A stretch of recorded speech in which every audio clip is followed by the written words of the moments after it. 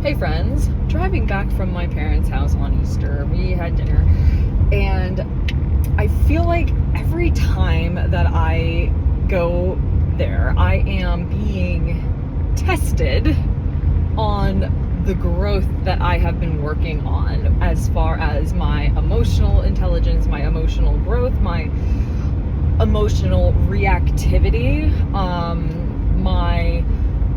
my composure, and just my whole personal and self development, just being a more mature and up-leveled human. And I'm not here to like pat myself on the back and be like I'm great, but like, no, I am being tested because being around my dad is a test in itself. And it's such a stark contrast between what in the past, what my reactions were and how I would respond to him, just our dynamic, how I would interact with him, and how I'm able to be mindful of my responses and how I react, how I choose to engage, or whether I choose to engage to begin with. It is very interesting. So I noticed this within myself today, that I love trail mix, okay? And so I can't I don't want to buy it and keep it in my apartment because I will go, it's just too much. No, like, it's danger zone. So my parents have trail mix, and every time I go there, I take little like single serve containers and I fill them to bring back. So then it's like, okay, here are all like the portions you have. If you decide to go through them in one night, well, too bad, that's it, that's all you have. So it teaches me to self-regulate as far as moderating my intake. It's just trail mix and tahini, but I keep that at home. So I digress. I am going through the jar of like mixed nuts and whatever, trail mix, and it's like at the bottom of the container, and there's a new container in the pantry, and at the bottom of the container is just like some pecans and like hazelnuts, and I'm like, I want the almonds, the pistachios, and the cashews. Like, isn't that what we all want? Isn't that what we all want in life? Not the pecans at the bottom. But that was the hand I was dealt right there. So I'm picking through, getting the almonds that I can, and this is like one of those big like Sam's Club containers, and my dad is standing at the counter there while I'm doing this, and he always does this, he wags his finger. This is a bad habit with his accent. This is a bad habit that you have here. You always go through and you pick out the things that you like, and you leave all the bad stuff at the bottom for everybody else. And I'm like, I just want some almonds and cashews, and there are none in here. It's only pecans. And he's like, well, then there are pecans, then you take the pecans. And I'm like, but I'm opening a new container and taking some of the almonds and the cashews. Yeah, I'll take like a few pecans here and there, but like, I just genuinely don't like pecans. And he goes, this is very selfish, this thing that you do. And I'm like, this is when I started to notice the emotions kind of ballooning up inside. You know, when you start to feel a little bit of that when annoyance turns into a little bit of angst, when annoyance turns into a little bit of resentment, but if left unchecked, a little bit of like aggression and hostility, at least verbally. But I started to notice that bubble up inside of me, and it is such an enlightening experience to notice that, and then choose to respond in a way that is level-headed, mature. And the reason I would react to this in the past is because I can't even tell you how many times he would say this to me. like you're selfish, you always take what you want, you pick out the good stuff and you leave everything else at the bottom. And now I'm just realizing, well, clearly you are too, if it's only pecans left at the bottom, you know what I'm saying? But I digress on that. That's a whole other can of worms that we can crack open another day. But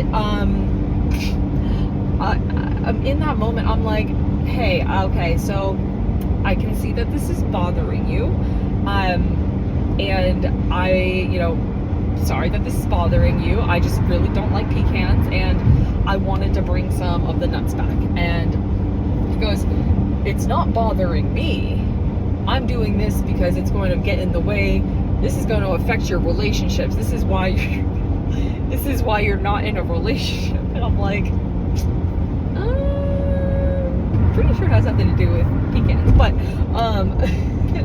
he's like, in your relationships, people aren't going to put up with your shit. And I'm like, again, I see that this is bothering you, but you don't have to worry about my relationships. If I am in a relationship and my significant other expresses to me that they like it's bothering them that I'm picking through and leaving the pecans and taking the cashews and the almonds. I know this is oddly specific, but if my significant other expresses this to me and he's like, well, are you going to stop doing it? I'm like, if it's that important to them, yes. And what I would do, and I'm saying this to my father in a very level, not raising my voice at all, I'm not going to let him trigger me like he did in the past, where he would raise his voice and then I would raise my voice and then we were just back and forth. I was like, if that is the case and this is that important to them, then yes. And I would ask them, what would the ideal scenario be? What would you like me to do? If this is my perspective of, I really don't want the pecans, and you don't want me to just pick through everything and leave the pecans at the bottom, well, obviously we can come up with a solution that is, we don't buy the mix that has pecans. But that's like, I'm like, hey, I really appreciate that you are concerned, but I have done enough work on I have worked on myself, and I can regulate myself emotionally for the most part, yes. And you don't have to worry about it. And if there is a problem, I'll come to you if I need to. How about that? And I didn't say it in a sarcastic way. I said it in a very sincere way, because he's telling me that everybody thinks the same thing. Me, your mom, your sisters, whatever. And I'm like, okay, then we'll bring let's bring mom in here and let's ask her if this bothers her. And he goes, well, she'll never tell you that it bothers her. And I'm like, but okay, but that's because it genuinely doesn't bother her. But I see that it's bothering you. It's not bothering me. It's for your future, I'm like, okay, thank you. I really do appreciate your concern. But you know what, Dad? Like, I know that everything that you're telling me right now is because you care about my future and you want me to have the best future possible. You want me to be in a sound, functional relationship. I completely understand that and I appreciate that, but I want you to know that you don't know. And I want you to know that you don't have to worry about it, because I've got it. I have been working, I do my own studying on communication and conflict resolution, and truly, I love that stuff. Copper's got someone I better slow down. So I don't want you to worry about that, okay? And he goes, yeah, okay, yeah, I see that. And he's the kind of guy who, there's no winning, and so you need to know from the start that you're not going to win the situation. And so you need to decide, do you want to try to win when you start to engage with him? Do you want to try to win, or do you want peace? Do you want to try to win this argument or this disagreement or this discussion, if you can even win a discussion? Or do you just want peace? And I chose peace and communication and boundaries. And I am so proud of myself for doing that, because Lord knows 4 or 5 years ago, maybe even 3 years ago, maybe even 2 years ago, that would have triggered me to a point where I would have gotten so frustrated. I would have just kind of like, I wouldn't react and go back and forth like I would have in 5 years ago when I lived there. Wow, it's been 5 years. Wow. But I definitely was more self-aware of that balloon that was blowing up inside. And I chose to, instead of like popping it or like, putting a pin in it, or just let the air out slowly in a very controlled manner. And I feel like I did a really good job of that. And so these, just triggers and things like I'm sure you have somebody in your life, or somebody who has somebody in their life who will trigger you, or that person that just, there's something about what they say, what they do, they keep bringing up the past, they overlook the work you've done on yourself, and they still see you as your child self, and that invalidates all of the time and effort and work that you've put into yourself, and to grow and change. And when you feel invalidated with that, it's very frustrating. I'm sure we all have somebody like that in our lives. And here's the thing, 99.9% of the time, that person is not going to change. That is not a real statistic. Do not try to quote me on that. However, the point I'm trying to make is that that person is unlikely to change, especially if they've been like that for as long as you can remember. As cliche as it sounds, you are the one who has to change. You have a choice. You can leave the room, you can react impulsively, or you can take control of the situation and just let the air out slowly. See, in that situation, in a way, he was trying to take control of it. He was using his authoritative point of view for, I know better, I've been through life, I've been through relationships, mind you, like, see how well that's working out for you. No disrespect, but coming from this, like, I'm looking down on you and I'm telling you I know what's best for you and your life, which might be true in some select circumstances and context. As far as this one, the man who told me that my scar on my leg from my accident is going to get in the way of my future relationships, I'm not taking relationship advice from that guy, okay? All right, awesome. So, yeah, that was real quote. I like my scar. I think it's survival, it's a battle wound, and it's badass. Yes. But I digress again. The authoritative approach to that, like, he's trying to take control of the situation. He's trying to tell me what to do and what not to do, and I'm going to regain control over that situation, and I'm going to start to dictate the narrative of it. Why, what is it that makes you think, and I did not ask this, but in general, like, who do you think I am now that I'm 31, I'm almost 32, like, who do you think I am? Do you think I'm still the emotionally impulsive and reactive child that I was? Because I was, but I've done the work on myself, and I'm not that person anymore. I do love communication and, like, learning about communication skills and learning about, like, again, conflict resolution skills. Like, it's not me versus you, it's like us versus whatever the obstacle or thing is. I was talking with someone the other day, and we were talking about relationships and fights and things like that, and we were talking about it in the context of, like, intimate, like significant other, that kind of relationship, and how you don't have to be on the same page, but you do have to be on the same team. Like, you can have disagreements and, I don't like saying fights or arguments, because I don't believe that things need to turn into a fight.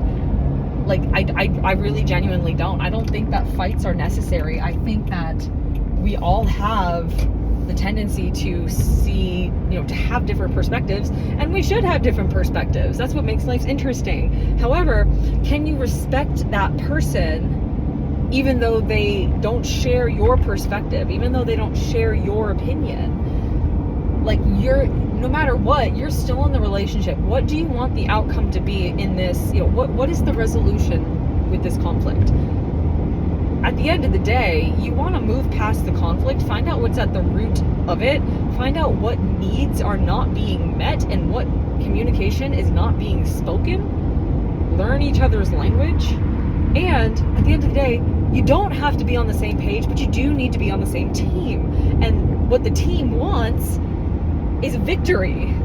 Like, you both want to come out of this victorious. You both want to come out of this. I don't mean victorious as in you won the disagreement.